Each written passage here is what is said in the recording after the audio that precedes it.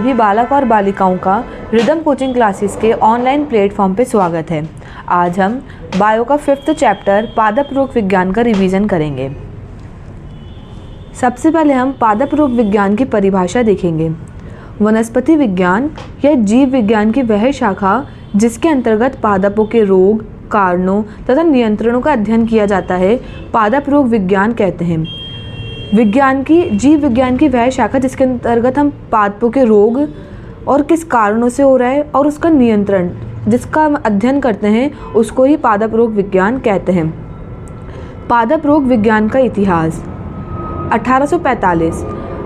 1845 में यूरोप में आलू का पछेती अंगमारी रोग फैलने से आलू की फसल नष्ट हो गई, जिसकी वजह से वहां भयंकर अकाल पड़ गया तथा 12.5 लाख लोगों की मृत्यु हो गई और 15 लाख लोग आयरलैंड छोड़कर यूएसए व अन्य देशों में चले गए। 1845 में यूरोप में आलू का अंगमारी पछेती रोग फैल गया, जिसके कारण वहाँ की जो फसल थी आलू की वो नष्ट हो गई और आलू की फसल नष्ट होने से वहाँ पे भयंकर अकाल पड़ गया और 12.5 लाख लोगों की मृत्यु हो गई और 15 लाख लोग आयरलैंड छोड़कर यूएसए में चले गए। इस कारण इस रोग को आयरिश दुर्भिक्ष कहा गया। इस रोग की वजह से पादप रोग विज्ञान की शुरुआत हुई। पादप रोग विज्ञान की शुरुआत किसकी वजह से हुई? तो जो आलू का जो अंगमारी पछेती रोग फैला था उसके कारण पादप रोग विज्ञान की शुरुआत हुई। पादप रोग विज्ञान की शुरुआत 19वीं शताब्दी में हुई थी। अब है दूसरा है अंगूर का मृदुलोमिल आसिता रोग। ये जो रोग है वो फ्रांस में फैला था। फ्रांस में अंगूर का मृदुलोमिल आसिता रोग फैलने की वजह से अंगूर की फसल नष्ट हो गई। प्रोफेसर मिराल्डे ने 1885 में ब्रोडो मिश्रण बनाया जो कवक व जीवाणु के संक्रमण से पादपों को बचाता है। फ्रांस में एक रोग हुआ मृदुलोमिल आसिता, इसकी वजह से अंगूर की फसल नष्ट हो गई। फिर एक प्रोफेसर मिराल्डे ने 1885 में बोडो मिश्रण बनाया जो कि कवक और जीवाणुओं के संक्रमण से पादपों को बचाता है। जो बोडो मिश्रण है वो नीलत होता, चूना और जल से मिलके बना हुआ होता है। 1943 में बंगाल में चावल के पनचित्ती रोग की वजह से भयंकर अकाल पड़ गया, जिसके कारण 20 लाख लोगों की मृत्यु हो गई। अब 1943 में बंगाल में चावल का पनचित्ती रोग हो गया, जिसके कारण अकाल पड़ गया और 20 लाख लोगों की मृत्यु हो गई। अतः इस रोग को बंगाल दुर्भिक्ष नाम से जाना जाने लगा। 1944 में वॉक्समैन ने स्ट्रेप्टोमाइसिन की एंटीबायोटिक की खोज की जो जैविक रोगों के लिए प्रभावशाली थी। उन्होंने ना स्ट्रेप्टोमाइसिन एंटीबायोटिक होती है उसकी खोज की, जो कि जो जीवाणु से जो रोग होते हैं उसके लिए प्रभावशाली थी। सर्वप्रथम खोजी गई एंटीबायोटिक है पेनिसिलियम। 1928 से 1929 में पेनिसिलियम की खोज की गई। 1966 में कवकनाशी बनाया गया जो कार्बोक्सिन। भारत में पादप रोग विज्ञान के जनक है E.J. बटलर। अब हम कुछ शब्दावली देखेंगे। तो पहला है रोग। रोग एक ऐसी हानिकारक प्रक्रिया है जिसमें पीड़ा होती है तथा धीरे धीरे उसके लक्षण प्रकट होते हैं, रोग कहलाता है। रोग एक हानिकारक प्रक्रिया होती है जिसमें पहले तो पीड़ा होती है, फिर बाद में उसके लक्षण प्रकट होते हैं। रोग एक ऐसी हानिकारक प्रक्रिया जिसमें पीड़ा के साथ साथ उत्तेजना भी होती है। अब है रोगजनक। रोग उत्पन्न करने वाले रोगजनक कहलाते हैं। जिस कारण से हमें जो रोग होता है, मतलब जो रोग उत्पन्न करता है, उसको रोगजनक कहते हैं। परजीवी, वह जीव जो दूसरे जीव पर रह के उनसे पोषण प्राप्त करते हों, वह परजीवी कहलाते हैं। मतलब ऐसे जीव जो दूसरे जीव पर रहते हों और उनसे पोषण प्राप्त करते हों तो उनको परजीवी कहते हैं। जैसे कि सरसों का एल्बुंगो कैंडिडा, नींबू का सिट्रस कैंकर। मृतजीवी, वह जीव जो मृत कार्बनिक पदार्थों से पोषण प्राप्त करते हैं, मृतजीवी कहलाते हैं। ऐसे जीव जो मृत कार्बनिक पदार्थों से पोषण प्राप्त करते हैं उनको मृतजीवी कहते हैं। अंतःजीवी, वह जीव जो दूसरे जीव के अंदर शरीर के अंदर रहकर उनसे पोषण प्राप्त करता हो, अंतःपरजीवी। अंतःपरजीवी क्या होता है? वह जीव जो कि दूसरे जीव के शरीर के अंदर रह के उनसे पोषण प्राप्त करता हो, तो अंतःपरजीवी। परपोषी, वह जीव जो परजीवी को आश्रय देता है, परपोषी कहलाता है। मतलब ऐसा जीव जो कि जो परजीवी है उसको आश्रय दे रहा है, तो वो क्या होता है? परपोषी। अतिवर्धन, परपोषी की कोशिकाओं की संख्याओं में बढ़ोतरी अतिवर्धन होता है। जो परपोषी है उसकी कोशिकाओं की संख्याओं में बढ़ोतरी होना अतिवर्धन कहलाता है। अतिवृद्धि, परपोषी की कोशिकाओं का आकार बढ़ना, कोशिकाओं का आकार बढ़ना अतिवृद्धि और कोशिकाओं की संख्याओं में बढ़ोतरी तो अतिवर्धन। अविकल्पी परजीवी, वह परजीवी जो केवल अन्य जीव पर ही जीवित रहता है, अविकल्पी परजीवी कहते हैं। मतलब ऐसा जीव जो किसी अन्य जीव पर ही जीवित रहता है, उसके पास और कोई विकल्प नहीं होता जीवित रहने का, तो उसको कहते हैं अविकल्पी परजीवी। उत्तक्षय, उत्तकों का मर जाना उत्तक्षय कहलाता है। हरिमानहीनता, पादपों की पत्तियों में से क्लोरोफिल का नष्ट हो जाना हरिमानहीनता कहलाती है, जिससे पत्तियां पीली पड़ जाती है। अगर पादपों में से क्लोरोफिल नष्ट हो जाएगा तो हरिमानहीनता हो जाती है, तथा इसके कारण क्या होता है, पत्तियां जो होती है वो पीली पड़ जाती है। संचरण, रोगजनक का एक स्थान से दूसरे स्थान पर जाना संचरण कहलाता है।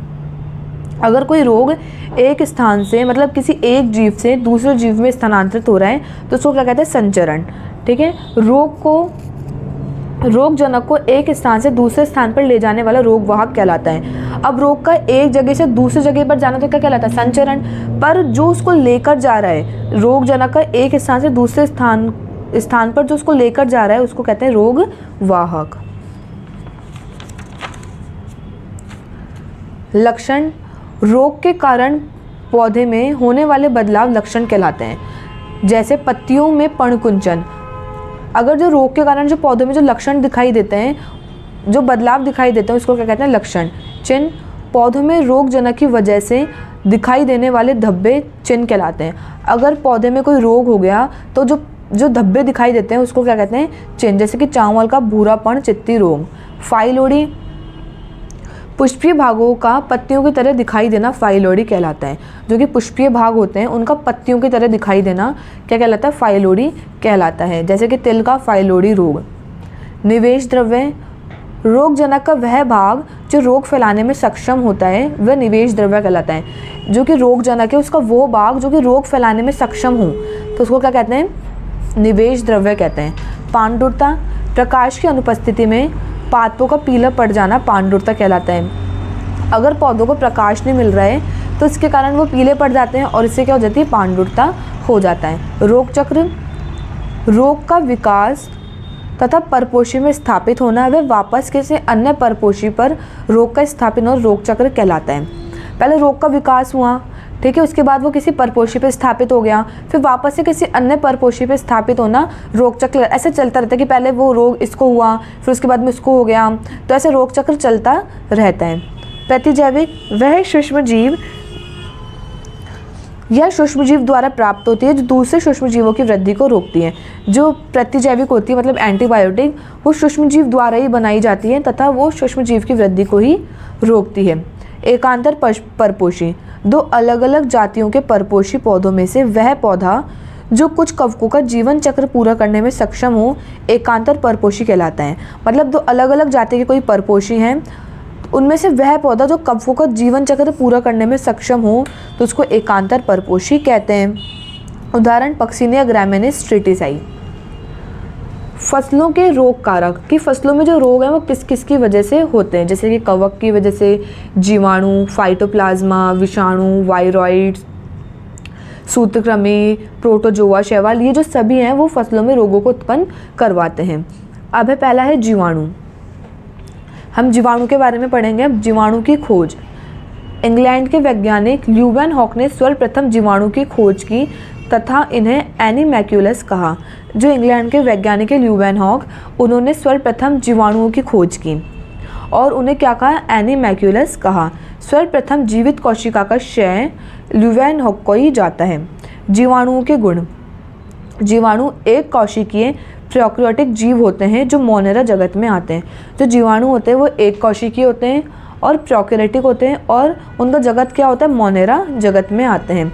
इनकी कोशिका भित्ति पेप्टिडोग्लाइकेन या म्यूरिन की बनी होती है। जो जीवाणु की कोशिका भित्ति होती है वो पेप्टिडोग्लाइकेन या म्यूरिन की बनी होती है।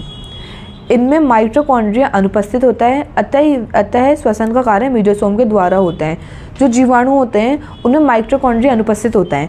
माइटोकॉन्ड्रिया का कार्य क्या होता है, श्वसन करवाने का, तो पर इनमें तो माइटोकॉन्ड्रिया अनुपस्थित होता है, इसलिए जो इनमें श्वसन होता है वो मीजोसोम के द्वारा होता है। इनमें डीएनए पाया जाता है जो नग्न, वृत्ताकार, द्विरज्जुकी होते हैं। इनमें जो डीएनए पाया जाता है वो नग्न, वृत्ताकार और द्विरज्जुकी वाला डबल स्ट्रैंड डीएनए होता है। इसके अतिरिक्त डीएनए पाए जाते हैं जिन्हें प्लाज्मिड कहते हैं। प्लाज्मिड वृत्ताकार द्विरज्जुकी डीएनए होते हैं जो जीन स्थानांतरण में सहायक हैं। जो प्लाज्मिड होता है वो जीन स्थानांतरण में क्या होता है, सहायक होता है। इनमें कोशिका झिल्ली पाई जाती है जो लिपिड और प्रोटीन की बनी हुई होती है। जीवाणु की जो कोशिका झिल्ली होती है वो लिपिड की और प्रोटीन की बनी हुई होती है। इनमें कोशिका द्रव्य में 70S राइबोसोम पाए जाते हैं जो कि प्रोटीन का निर्माण करते हैं। इनके कोशिका द्रव्य में राइबोसोम पाए जाते हैं। कौन से 70S राइबोसोम पाए जाते हैं? अब राइबोसोम का कार्य क्या होता है? प्रोटीन का निर्माण करना। 70S जो राइबोसोम होते हैं उसकी 2 इकाइयाँ होती हैं, उप इकाइयाँ होती हैं। एक बड़ी इकाई होती है, एक छोटी इकाई। बड़ी इकाई 50S और छोटी इकाई 30S। इनमें पॉलीसोम पाए जाते हैं। पॉलीसोम क्या होता है? एक mRNA से कई सारे राइबोसोम का जुड़ा होना पॉलीसोम कहलाता है। ठीक है, कोई एक mRNA से कई सारे राइबोसोम में अगर वो जुड़े हुए हैं तो इनको क्या कहते हैं? पॉलीसोम कहते हैं। इनमें कशाब उपस्थित होते हैं जो गमन में सहायक होते हैं। जीवाणुओं में गमन के लिए सहायक होते हैं कशाब। इनमें संचित भोजन ग्लाइकोजन के रूप में पाया जाता है। इनमें आवासीय केंद्रक होता है। यह कोशिका झिल्ली का अभाव होता है, अतः इनके डीएनए को जीनोफोर कहते हैं। अब हम पढ़ेंगे जीवाणुओं का आकार कि जीवाणु किन किन आकार के होते हैं। जीवाणु पहले होता है गोलाकार। गोलाकार में क्या है? मोनोकोकस। जीवाणुओं की सभी कोशिकाओं को अलग अलग होना। अगर जीवाणु की कोशिकाएं सभी अलग अलग हैं तो उसको कहते हैं मोनोकोकस।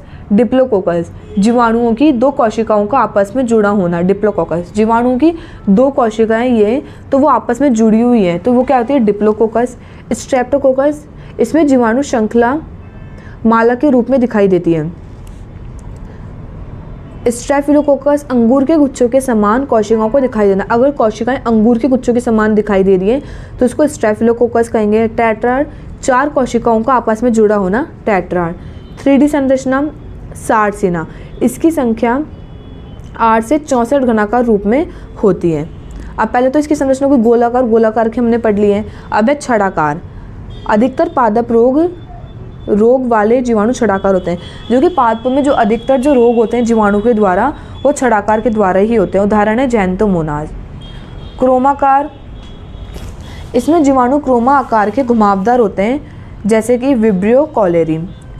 सर्पिलाकार, इसमें जीवाणु सर्पिलाकार आकार के होते हैं। उदाहरण स्पाइरिलियम वॉल्यूंटस।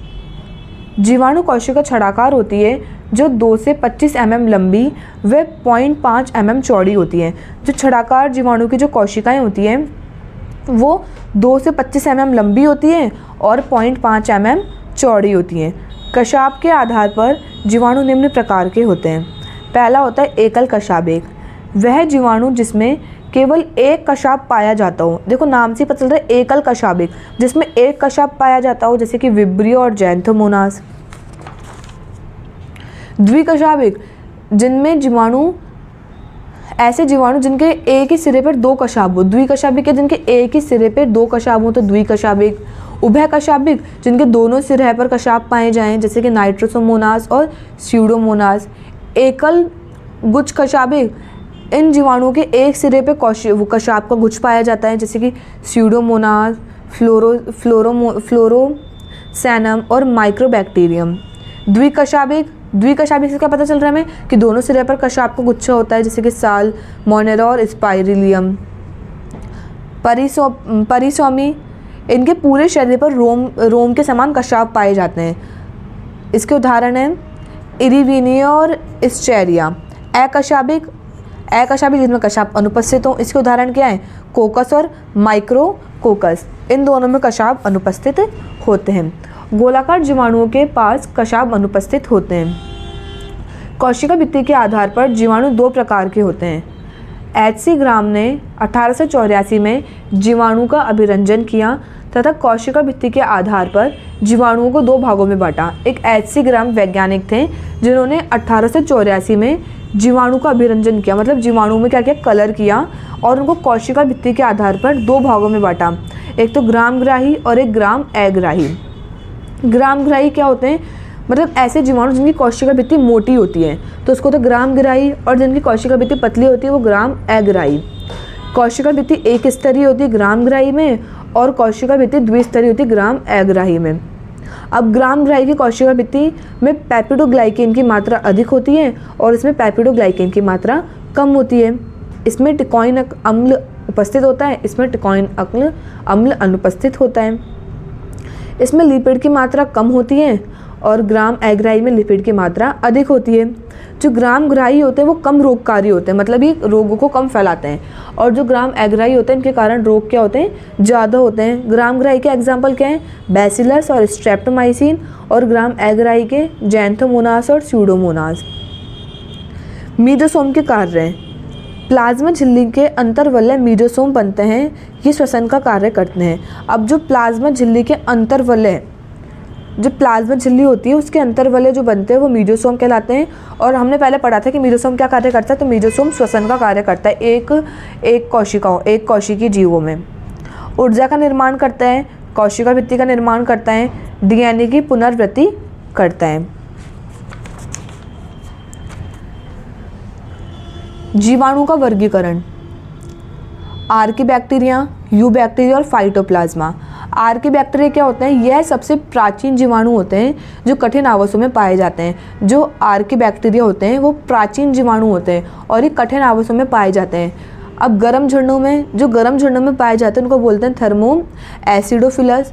जो लवणीय क्षेत्र में पाए जाते हैं उनको बोलते हैं हेलोफ्री। दलदल में मैथेनोजन। कुछ जीवाणु रूमिनेट पशुओं के अमाशय में पाए जाते हैं, इन्हें मैथेनोजन कहते हैं। रूमिनेट पशु मतलब जो कि ऐसे पशु जो कि जुगाली करते हैं, तो कुछ जीवाणु क्या उनके अमाशय में पाए जाते हैं, इनको क्या कहते हैं, मैथेनोजन। तथा इन पशुओं के गोबर से गोबर गैस का निर्माण होता है। आधे बैक्टीरिया की कोशिका भित्ति में पेप्टिडोग्लाइकेन नहीं होता, इसकी जगह स्यूडोम्यूरिन होता है। अब आधे जीवाणु की जो कोशिका भित्ति है वो पेप्टिडोग्लाइकेन की नहीं बनी होती, इनकी पेप्टिडोग्लाइकेन की जगह स्यूडोम्यूरिन होता है जो इनको प्रतिकूल आवास में रहने के लिए सुरक्षा प्रदान करता है। यूबैक्टीरिया को साइनोबैक्टीरिया भी कहते हैं। इनमें बीजीए मतलब नील हरित शैवाल आता है जो एक कोशिकीय प्रकाश संश्लेषी जीवाणु है। इसमें क्लोरोफिल ए और फाइकोसाइनिन वर्णक पाया जाता है। जो बीजीए, इसमें बीजीए आता है, ये क्या है, एक कोशिकीय हैं और ये क्या प्रकाश संश्लेषी जीवाणु है। क्यों? क्योंकि इनमें क्लोरोफिल ए और फाइकोसाइनिन वर्णक पाया जाता है। इनमें नाइट्रोजन स्थिरीकरण पाया जाता है जो मृदा की उर्वरता को बढ़ाता है। इसके उदाहरण है एनाबिना और नॉवस्टॉफ। फाइटोप्लाज्मा, डॉई तथा उसके सहभागियों ने माइक्रोप्लाज्मा के सदृश्य जीव को फाइटोप्लाज्मा कहा। ऐसे मतलब डॉई और उसके सहयोगियों ने क्या कहा, जो माइक्रोप्लाज्मा की तरह दिखता है उसको फाइटोप्लाज्मा कहा। फाइटोप्लाज्मा क्या होता है, कोशिका भित्ति रहित कोशिका जो एक कोशिकीय प्रोकैरियोटिक कोशिका होती है, फाइटोप्लाज्मा कहलाती है। फाइटोप्लाज्मा में क्या होता है, कोशिका भित्ति नहीं होती, तो क्या कोशिका भित्ति रहित कोशिका जो एक कोशिकीय प्रोकैरियोटिक होती है। फाइटोप्लाज्मा में कोशिका भित्ति का अभाव होता है और वो एक कोशिकीय होती है और प्रोकैरियोटिक कोशिका होती है। इसका व्यास 200 से 800 नैनो माइक्रोमीटर होता है। फाइटोप्लाज्मा का आकार बहुरूपी होता है तथा इसमें 70S राइबोसोम पाए जाते हैं। इसमें त्रिस्तरीय कोशिका झिल्ली होती है। जो फाइटोप्लाज्मा की कोशिका झिल्ली होती है वो त्रिस्तरीय होती है। इसमें द्विरज्जु की डीएनए पाया जाता है। इसकी वृद्धि के लिए स्टेरॉल्स की आवश्यकता होती है। यह परपोषी कोशिकाओं की फ्लोएम चालनी नलिकाओं में उपस्थित होती है। जो फाइटोप्लाज्मा होता है वो परपोषी कोशिकाओं की फ्लोएम चालनी नलिकाओं में उपस्थित होती है। इनकी वृद्धि पर टेट्रासाइक्लिन प्रतिजैवी का प्रभाव पड़ता है। पेनिसिलियम के प्रति फाइटोप्लाज्मा प्रतिरोधी होते हैं। जो फाइटोप्लाज्मा होता है तो पेनिसिलियम को उस पर कोई प्रभाव नहीं पड़ता और इसकी वृद्धि पर टेट्रासाइक्लिन प्रतिजैविक का प्रभाव पड़ता है। मतलब जो फाइटोप्लाज्मा होता है वो पेनिसिलियम के प्रति तो प्रतिरोधी होता है पर टेट्रासाइक्लिन के प्रति क्या उसका प्रभाव पड़ता है, अर्थात पेनिसिलियम प्रतिजैविक पर इनका कोई भी प्रभाव नहीं पड़ता।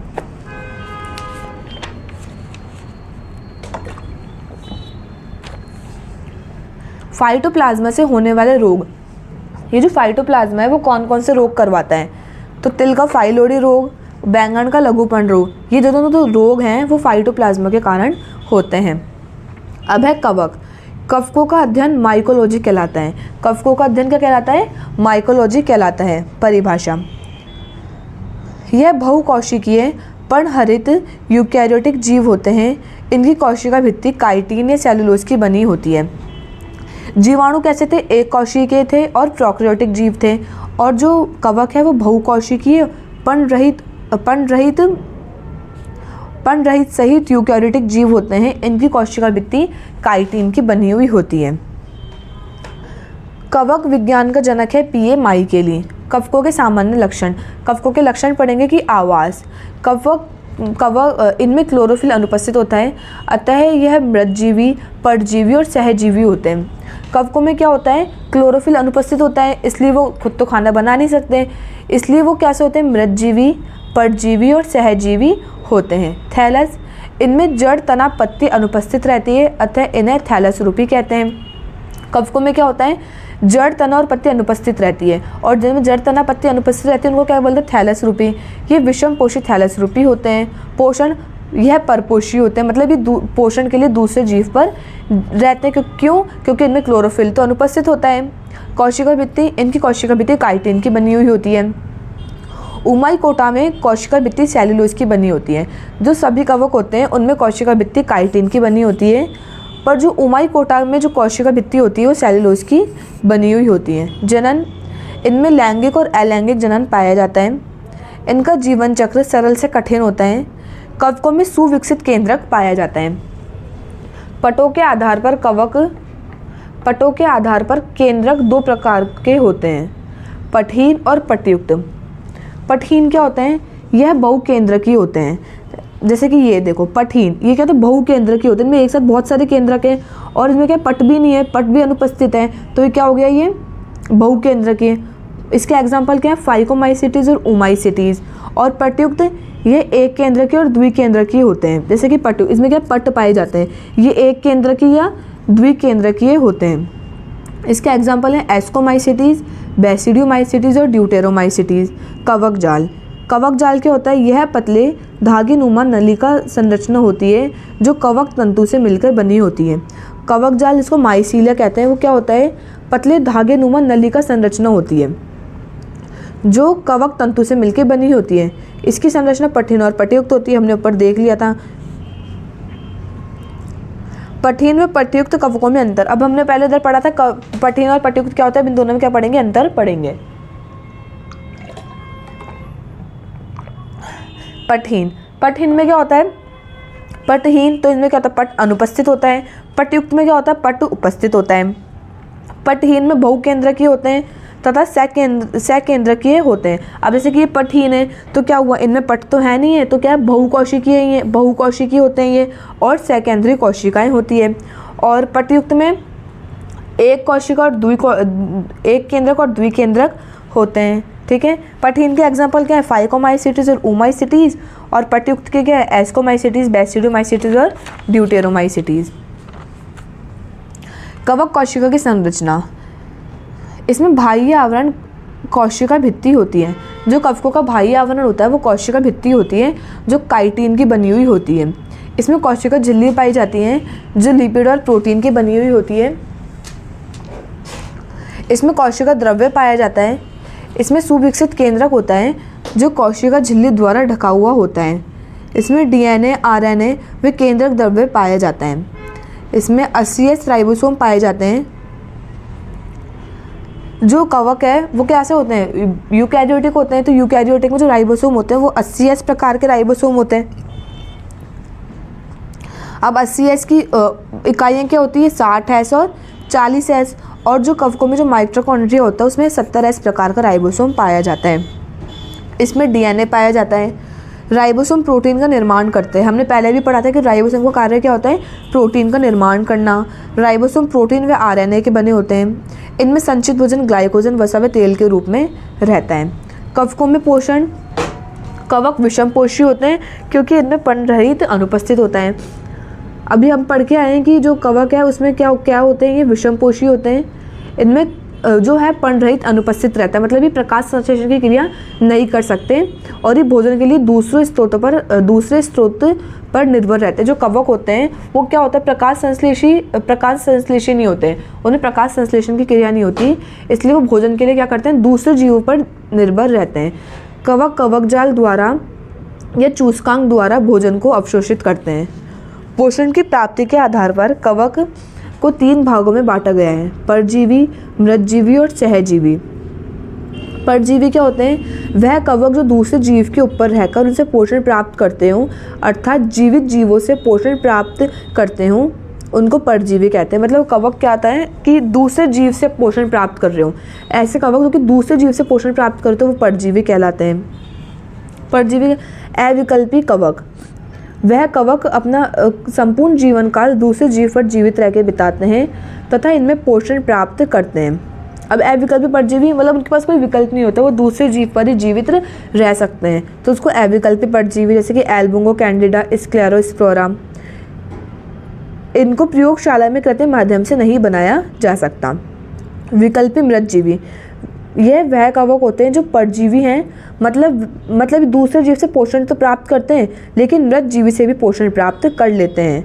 एस्ट्रेलेगो और ट्राइफेना। विकल्पी मृतजीवी क्या होते हैं, मतलब ये कवक होते तो कैसे हैं, परजीवी, पर ये मृत जीवी से भी पोषण प्राप्त कर लेते हैं। विकल्पी परजीवी, यह कवक विकल्पी रूप से अन्य जीवित जीवों से पोषण प्राप्त करते हैं। यह कवक मृतजीवी होते हैं, वह विपरीत परिस्थितियों में परजीवी के रूप में रहते हैं। इसके एग्जाम्पल है फ्यूजेरियम और ऑल्टरनेरिया। मृतजीवी, वह कवक जो अपना भोजन मृत कार्बनिक पदार्थों से करते हैं, उसको म्यूकर, और इसके एग्जाम्पल है म्यूकर और एग्रिकस। मतलब वह कवक जो अपना भोजन मृत कार्बनिक पदार्थों से लेते हैं उसको मृतजीवी। सहजीवी क्या होते हैं, वह कवक जो अपना संपूर्ण जीवन काल दूसरे जीवों के साथ रहकर बिताते हैं तथा दोनों में से एक की मृत्यु होने पर दूसरे की भी मृत्यु हो जाती है, अर्थात इस प्रकार के संबंध में दोनों जीवों को लाभ होता है। सहजीवी क्या होते हैं, मतलब कि 2 कवक होते हैं जो कि क्या रहते हैं, जीवन काल इनका एक दूसरे पर रहकर बिताते हैं, मतलब वो दोनों होते हैं वो एक दूसरे पर आश्रित होते हैं, अगर एक की मृत्यु हो जाती है तो दूसरे की मृत्यु हो जाती है। इस प्रकार के संबंध में उन दोनों को क्या होता है, लाभ होता है। इसके एग्जाम्पल क्या है, लाइकेन और माइकोराइजा। ये दोनों कैसे होते हैं, सहजीवी होते हैं। लाइकेन यह कवक तथा शैवाल का सहजीवी संबंध है, इसमें दोनों जीव अविकल्पी रूप से साथ रहते हैं तथा दोनों जीवों को लाभ होता है। लाइकेन में क्या होता है, कवक और शैवाल क्या होता है, ये दोनों साथ रहते हैं और इन दोनों जीवों को लाभ होता है। अविकल्पी रूप से कवक और शैवाल अपने साथ रहते हैं। शैवाल को कवक खनिज तथा पोषण प्रदान करवाता है। अब जो शैवाल को कवक क्या करता है, खनिज और पोषण प्राप्त करवाता है, बदले में शैवाल कवक को कार्बोहाइड्रेट प्रदान करवाता है। लाइकेन प्रदूषित क्षेत्रों में नहीं पाए जाते हैं, अतः इन्हें पर्यावरण प्रदूषण का सूचकांक कहते हैं। जो लाइकेन होते हैं वो पर्यावरण प्रदूषण का सूचकांक होते हैं, क्यों, क्योंकि प्रदूषित क्षेत्रों में नहीं पाए जाते हैं। एक सहजीवी संबंध होंगे लाइकेन का, ये किसका सहजीवी संबंध है, कवक और शैवाल का। अब एक माइकोराइजा, कवक तथा उच्च पादपों की मूल का सहजीवी संबंध।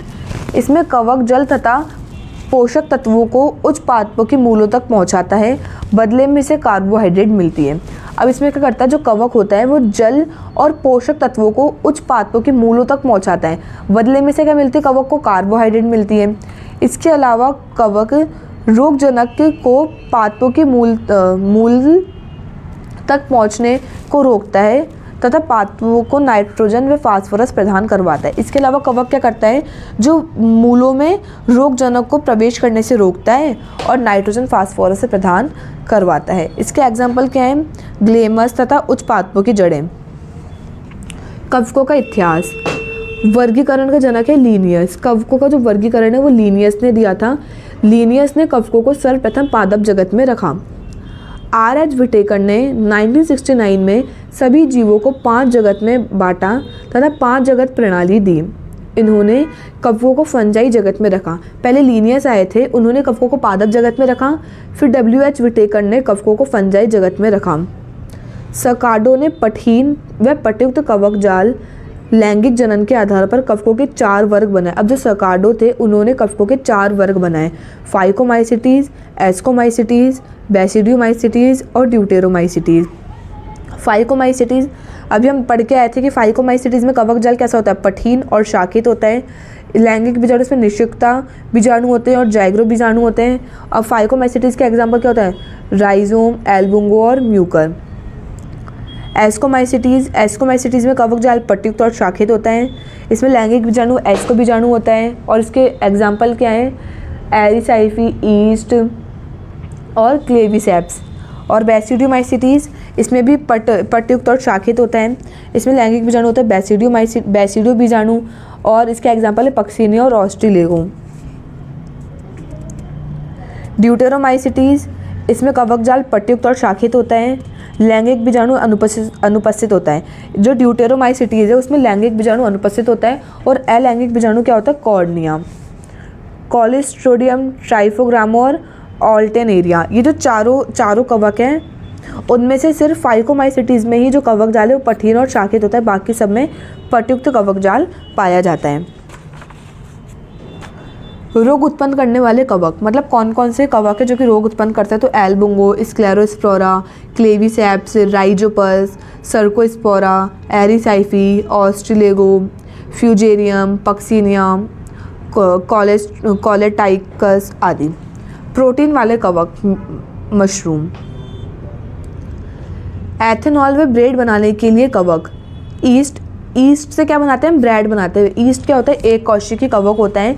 इसकी एक प्रजाति सैकेरोमाइसिस सेरिविसी किण्वन क्रिया के द्वारा एथेनॉल निर्माण करती है। किसान के लिए उपयोगी कवक, ट्राइकोग्रामा, इसे मित्र फफूंद भी कहते हैं। यह कवक रोगों का नियंत्रण करता है। कवक रोगों का नियंत्रण ट्राइकोडर्मा के द्वारा होता है, इसको मित्र फफूंद भी कहते हैं। मतलब जो भी रोग कवकों के द्वारा होते हैं उसका नियंत्रण हम ट्राइकोडर्मा के द्वारा कर सकते हैं। हमने जीवाणु पढ़ा, कवक पढ़ा, अब हम पढ़ेंगे विषाणु, वायरस। वायरस क्या होते हैं, ये अकोशिकीय होते हैं। जर्मन वैज्ञानिक एडोल्फ मेयर ने तंबाकू के पादप पर वायरस की खोज की तथा इसे मोजेक वायरस कहा। सबसे पहले क्या होता है, जो एडोल्फ मेयर थे उन्होंने तंबाकू के पादप पर वायरस की खोज की और उस वायरस को मोजेक वायरस नाम दिया। न्यूक्लिक अम्ल और प्रोटीन के बने होते हैं। जो वायरस होते हैं वो न्यूक्लिक अम्ल और प्रोटीन के बने हुए होते हैं। न्यूक्लिक अम्ल क्या होता है, न्यूक्लिक अम्ल में क्या आता है, डीएनए और आरएनए। और प्रोटीन में क्या आता है, प्रोटीन कौन सी प्रोटीन के बने होते हैं, कैप्सिड। वायरस के चारों तरफ प्रोटीन का आवरण पाया जाता है तथा ये कैप्सिड छोटी छोटी उप इकाइयों कैप्सोमियर का बना हुआ होता है। जो वायरस होता है उसके चारों तरफ प्रोटीन का आवरण पाया जाता है और एक कैप्सोमियर का बना हुआ होता है। अब वायरस का इतिहास। एमजे बैजरिंग ने बताया कि तंबाकू का पौधा जो कि संक्रमित था तथा उससे रस जीवाणु प्रूफ फिल्टर से छानने पर उस रस को स्वस्थ पादपों पे लगाने पर स्वस्थ पादप भी संक्रमित हो गया। अतः उन्होंने इस रस को संक्रामक जीवित तरल कहा। जो एमजे बैजरिंग थे उन्होंने क्या किया, एक जो संक्रमित पादप था उन्होंने उसके रस को जीवाणु प्रूफ फिल्टर से छान लिया तथा उसके रस को एक कोई भी स्वस्थ पौधा था उसके ऊपर डाल दिया। तो उससे ऊपर डालने से क्या हुआ, जो स्वस्थ पौधा था वो भी क्या हो गया, संक्रमित हो गया। डीजे इवानोव्स्की, इन्होंने सबसे पहले संक्रमित तंबाकू के पादप रस को जीवाणु फिल्टर से छाना था। डीजे इवानोव्स्की ने सबसे पहले जो जीवाणु प्रूफ फिल्टर से संक्रमित पादप के रस को छाना था। स्टैनले, इसमें वायरस को क्रिस्टलीकृत किया तथा इसको नोबेल पुरस्कार मिला। टीएमवी, तंबाकू मोजेक वायरस। वायरस की परिभाषा। वायरस अति सूक्ष्म कण होते हैं जो न्यूक्लिक अम्ल तथा प्रोटीन के आवरण से बने हुए होते हैं। जो वायरस होते हैं वो सूक्ष्म कण होते हैं और वह न्यूक्लिक अम्ल और प्रोटीन के बने हुए होते हैं। यह अकोशिकीय होते हैं तथा सजीव कोशिकाओं के बाहर निर्जीव होते हैं।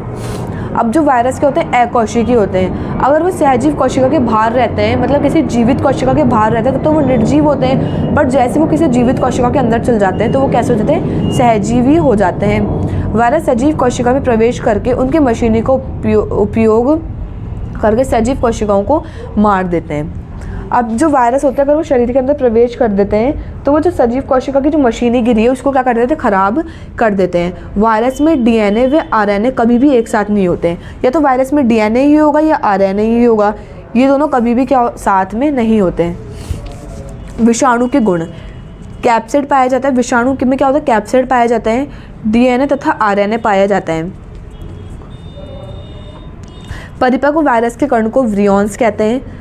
प्रोटीन का आवरण इसकी सुरक्षा करता है। वायरस सजीव कोशिका में अपनी संख्या लगातार बढ़ाते हैं, इसके लिए वह परपोषी कोशिकाओं के राइबोसोम को उपयोग करते हैं। अब जो वायरस होते हैं वो सजीव कोशिकाओं में अपनी संख्या लगातार बढ़ाते हैं, किसके कारण बढ़ाते हैं, परपोषी, जैसे किसी के शरीर के अंदर चले गए वायरस और वो जो उसकी कोशिकाएं होती हैं राइबोसोम को उपयोग करके वो अपनी संख्याओं को लगातार बढ़ाते हैं। वायरस अविकल्पी परजीवी होते हैं, मतलब ये क्या सजीवों पर ही आश्रित रहता है, इनके पास कोई और विकल्प नहीं होता। वायरस से होने वाले रोग, तंबाकू का मोजेक वायरस, भिंडी का पिच्छिरा मोजेक वायरस और कपास का पणकुंचन रोग।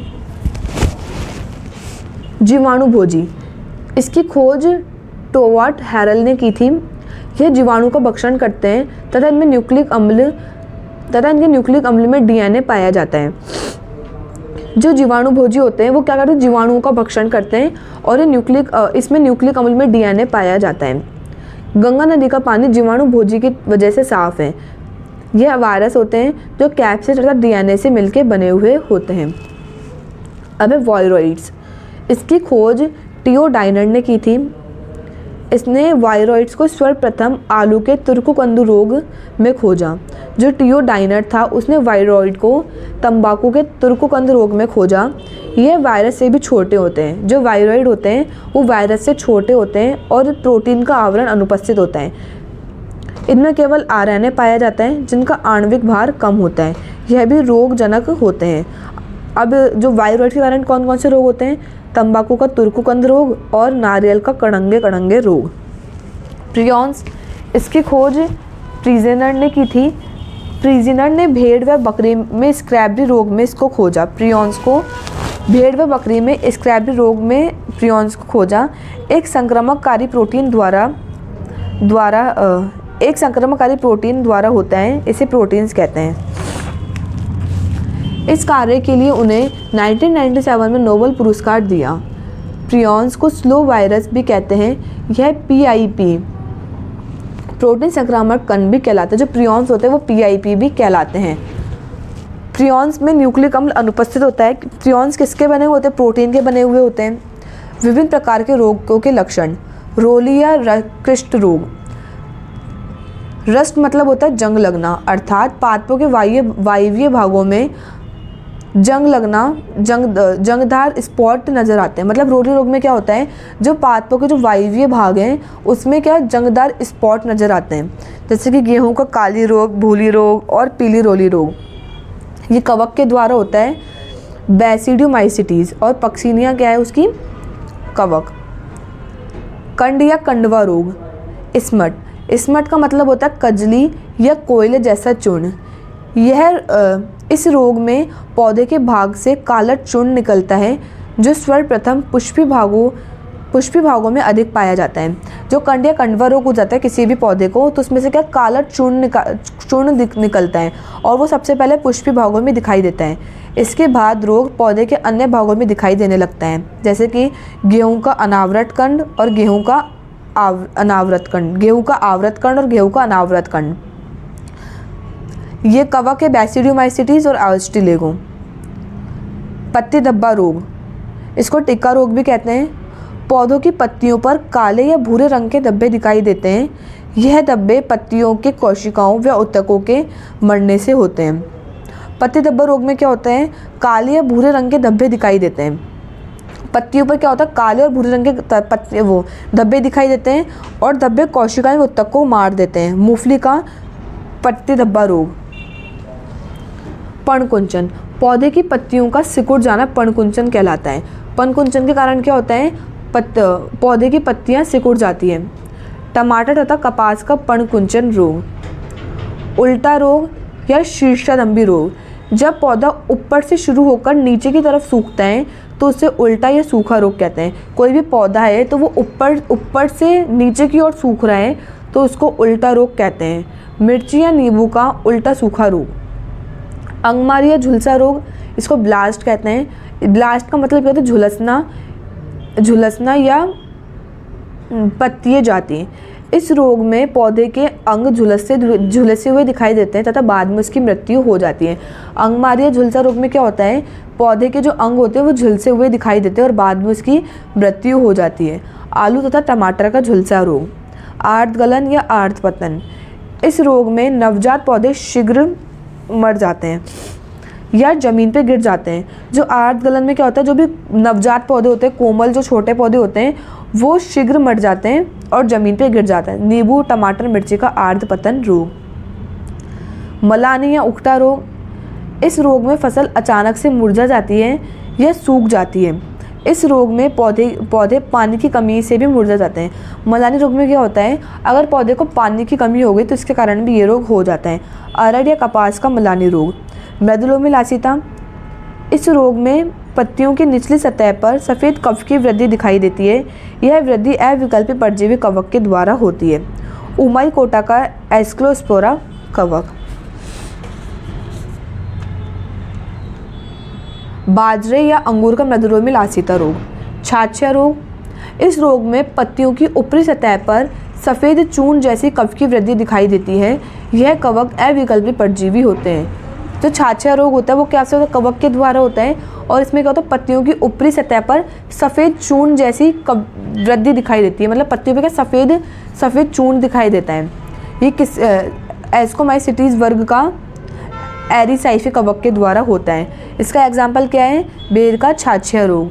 स्क्रैब, पादपों के अंगों पर खुरदरा या पपड़ी समान संरचना दिखाई देती है तो इसको स्क्रैब कहते हैं। सेब फल का स्क्रैब रोग।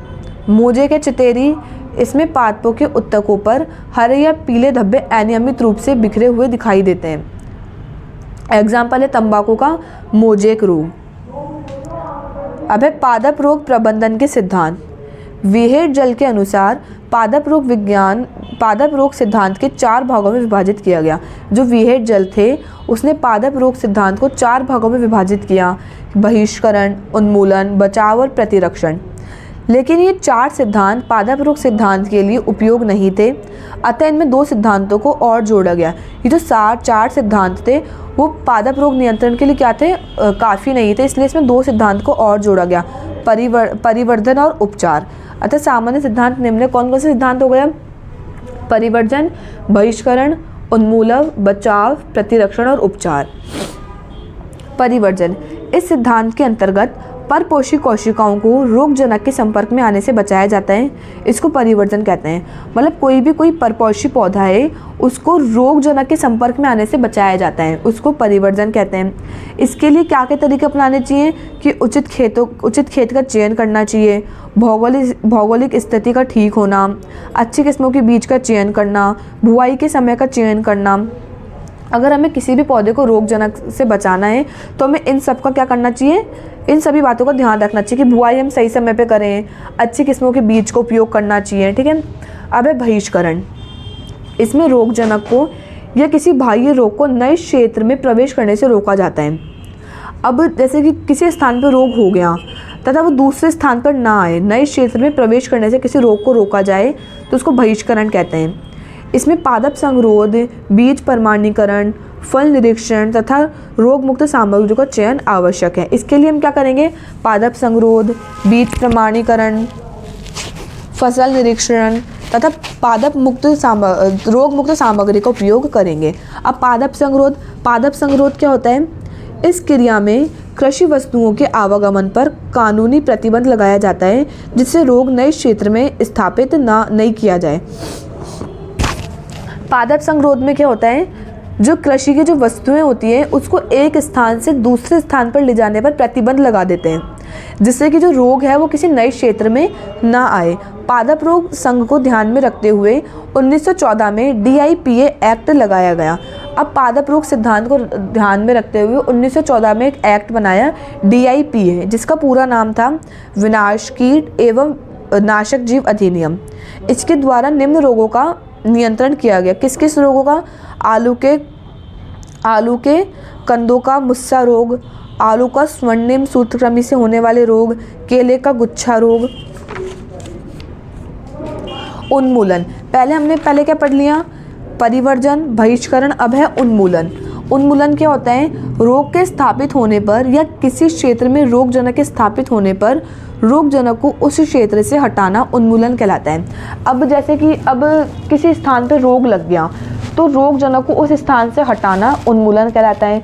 इसके लिए हम क्या करेंगे? कृषण क्रियाएं करेंगे, भौतिक विधियाँ, जैविक विधि और रासायनिक विधियों का उपयोग करके रोगजनक को वहाँ से हटाएंगे। अब नेक्स्ट है बचाव। इसमें पौधे या फसलों को रोगग्रस्त होने से बचाया जाता है, जैसे कि बीजों को उपचारित करना, रासायनिक छिड़काव भुरकाव करना, बुआई व कटाई के समय में बदलाव आदि। ठीक है। अब है प्रतिरोधिता। इसमें फसलों को रोगजनक के प्रति प्रतिरोधी बनाया जाता है, जिससे रोगजनक फसलों को नुकसान ना पहुंचाए। इसमें क्या है? मतलब इसमें जो फसलें हैं उनको रोगजनक के प्रति प्रतिरोधक बनाया जाता है, जिनसे रोगजनक को उस पर कोई प्रभाव ना पड़े और फसलों को कोई नुकसान ना हो एवं रोगजनक की मृत्यु हो जाती है। जैसे कि आनुवंशिक अभियांत्रिकी का उपयोग करके रोग प्रतिरोधी किस्में बनाना। हम क्या करेंगे? ऐसी किस्मों को उपयोग करेंगे जिसमें रोगों का प्रभाव ही ना हो और इससे क्या होता है? रोगजनक की मृत्यु हो जाती है। तो आनुवंशिक अभियांत्रिकी के द्वारा क्या करेंगे? हम रोग प्रतिरोधी किस्में बनाएंगे। उपचार, रोगी फसलों या रोगी पौधों का उपचार किया जाता है। कैसे करेंगे? मान लो किसी पौधे को रोग हो गया तो उसका इलाज करेंगे, रोगी पौधे की कटाई छटाई करेंगे, रासायनिक चिकित्सा करेंगे, शल्य चिकित्सा करेंगे। ठीक है। विभिन्न प्रकार के पादपों का रोगों का वर्गीकरण पहचान व नियंत्रण के लिए किया जाता है। पादप रोगों का वर्गीकरण निम्न आधार पर है। रोगों के आधार पर वर्गीकरण। पहला है जीवित रोगजनक द्वारा। कवकों के द्वारा क्या होता है? गेहूं का रोली रोग, जीवाणुओं के द्वारा नींबू का कैंकर रोग, प्रोटोजुआ के द्वारा कॉफी का फ्लोएम उत्तकक्षय रोग, सूत्रकृमि द्वारा जड़ घाट रोग, फाइटोप्लाज्मा के द्वारा बैंगन का लघुपर्ण रोग, शैवाल के द्वारा चाय का रोली रोग। मध्यम जीवी रोगजनक द्वारा। मध्यम जीवी क्या होते हैं? वायरस और वायरॉइड। मध्यम जीवी मतलब जो कि सजीव कोशिका के अंदर तो सजीव रहें और सजीव कोशिका के बाहर निर्जीव रहें, इसलिए मध्य जीवी। तो वायरस के द्वारा क्या होता है? TMV मतलब तंबाकू मोजेक वायरस, और वायरॉइड्स के द्वारा होता है आलू का तर्कुकंद रोग। अजीवित कारकों के द्वारा, पोषक तत्वों के द्वारा। धान में खेरा रोग ZN की कमी से। अगर धान में खेरा रोग हो जाता है तो वो किसकी कमी से होता है? ZN की कमी से होता है। ऑक्सीजन की कमी से आलू का कृष्ण हृदय रोग। उच्च या निम्न ताप होने से पाला पड़ना या फलों पर दाग लगना। अगर तापमान उच्च होगा या तापमान निम्न होगा तो उसके कारण क्या होगा? पाला पड़ेगा, फसलों पे दाग हो जाएगा। प्रदूषक क्षेत्रों में आम का काला होना। जो ईंटों की भट्टियाँ होती है वहाँ से कोई भी आम की अगर खेती करते हैं तो आम क्या होता है? काला हो जाता है। क्यों होता है ये? कार्बन डाइऑक्साइड, सल्फर डाइऑक्साइड के कारण हो जाता है। क्षेत्रफल उगता व घटने के आधार पर। कदाचित एवं छिटपुट रोग, थोड़े समय के लिए उत्पन्न होता है ये। ककड़ी का कोणीय पत्ती धब्बा रोग। स्थानीय रोग, वह रोग जो पादप में एक विशिष्ट स्थान पर स्थायी रूप से लगकर उगर हो जाता है, स्थानीय रोग कहलाता है। जैसे आलू का मुस्सा रोग और आलू का गोल्डन सूत्रकृमि रोग। महामारी रोग, ऐसे रोग जो एक साथ बहुत सारे लोगों व पादपों को प्रभावित करते हैं, महामारी रोग कहलाते हैं। मतलब वह रोग जो बहुत सारे पादपों को एक साथ प्रभावित करें वो महामारी रोग कहलाते हैं। इस रोग में फसलों को सर्वाधिक हानि होती है, क्योंकि बहुत सारे पादपों को एक साथ हो जाता है, इसलिए फसलों को भी सर्वाधिक हानि होती है। जैसे कि गेहूं का रोली रोग, गन्ने का लाल सड़न रोग। सर्वव्यापी रोग, जो संपूर्ण विश्व में द्वीपों में महाद्वीपों में उग्र रूप से पाया जाता है उसको सर्वव्यापी रोग या देशांतर रोग कहते हैं। मतलब ऐसे रोग जो पूरे विश्व में पाया जाता है, सर्वव्यापी रोग। जैसे कि आलू का पछेती अंगमारी रोग और गेहूं का रोली रोग। ऋतुओं के आधार पर, वर्षा ऋतु में होने वाले रोग तो बाजरे का मृदुलोमिलासिता, चावल का ब्लास्ट रोग, कपास का जड़ गलन रोग। सर्दी में होने वाले रोग, पाला पड़ना, जौ का धारीदार रोग, सरसों का सफ़ेद रोली रोग। ग्रीष्म ऋतु में होने वाले रोग, सूरज दाग होना। अब फसलों के आधार पर, धान में होने वाले रोग, फसलों में होने वाले रोग, गेहूं का रोली रोग, जौ का कंडवा रोग। दलहनी फसलों में होने वाले रोग, चने का उकटा रोग, मूंगफली का पित्तशिरा मोजेक रोग। सब्जियों का रोग, टमाटर का पणकुंचन रोग। फलों के रोग, नींबू का कैंकर रोग, बागवानी फसलों के रोग, चाय का लाल रोली और कॉफ़ी का रोली रोग, तिलहनी फसलों के रोग, मूंगफली का टीका रोग। न्यूनतम विकार, पोषण तत्वों की कमी व अजैविक कारणों की कमी से उत्पन्न होने वाले रोग पोषण न्यूनता विकार कहलाते हैं। मतलब किसी भी पौधे में अगर पोषक तत्व की कमी से या अजैविक कारणों की कमी के कारण रोग हो रहे हैं तो उनको पोषण न्यूनता रोग कहते हैं। जैसे कि अगर धान में खेरा रोग हो रहा है तो वो जैडन की कमी के कारण हो रहे हैं। टमाटर का पुष्पाग्रगलन रोग कैल्शियम की कमी के कारण हो रहा है। तो ऐसे रोग जो कि किसी पोषण तत्व की कमी के कारण होते हो तो उसको पोषण न्यूनता विकार कहते हैं। 5th चैप्टर ख़त्म हो गया। आशा करती हूँ आप लोगों को ये चैप्टर समझ में आया होगा। Thank you.